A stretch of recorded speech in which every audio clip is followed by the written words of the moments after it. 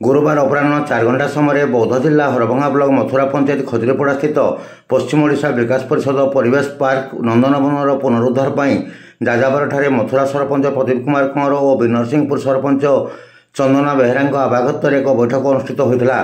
नंदनवन जाजावर बंद हो बुद्धिजीवी मैंने क्षोभ प्रकाश करने निंदा करते।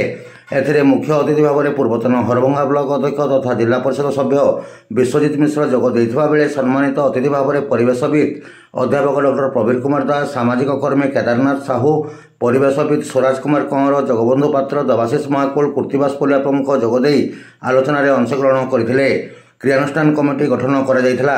मथुरा सरपंच प्रदीप कुमार कंवर नेतृत्व में एक क्रियानुष्ठान कमिटी गठन करा सहित आगामी अक्टोबर 2 तारिख गांधी जयंती में जाजावर चालू करने सहित नंदनवन कार्य करने जिला प्रशासन और सरकार को दाबी उपस्थापन बैठक में निष्पत्ति ग्रहण करा।